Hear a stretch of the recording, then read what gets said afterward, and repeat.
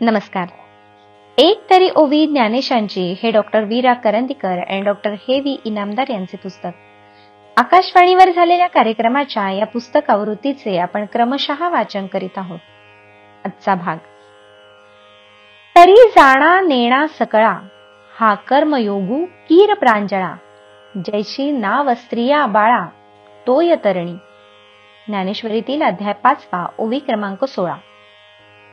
कर्मसन्यास म्हणजे कर्माचा त्याग आणि कर्मयोग म्हणजे कर्माचं आचरण.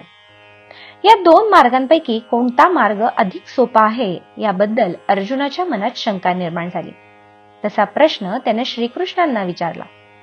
अर्जुनाच्या प्रश्नातून 5वा अध्याय निर्माण झाला. भगवंतांनी मोठ्या प्रेमानं खुलासा केला. त्यामुळे अर्जुनाची शंका फिटली. कर्मसन्यास करण्यापेक्षा निष्काम भावनेनं कर्मयोग आचरणं हिताचं आहे, असं कृष्णांनी स्पष्टपणानं सांगितलं आहे.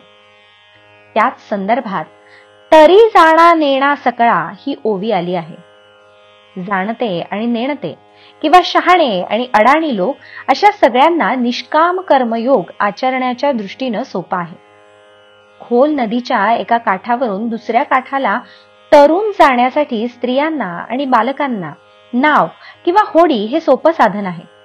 तसंच कर्मयोग हे सुद्धा संसाररूपी सागर तरून जाण्याचं सुलभ साधन आहे, असा या ओवीचा भावार्थ आहे.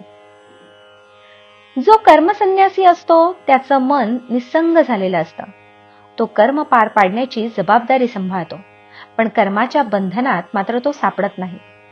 असा नित्य संन्यासी होणं फार अवघड आहे. म्हणूनच सारासार विचार केला तर कर्मयोग हाच सोपा दिसतो. त्यामुळे कर्माच्या संन्यासापासून मिळणाऱ्या फळाची प्राप्ती कष्टावाचून होते. तात्विक दृष्टीने पाहिलं तर संन्यास आणि कर्मयोग हे दोन्ही मार्ग मोक्ष मिळवून देणारे आहेत.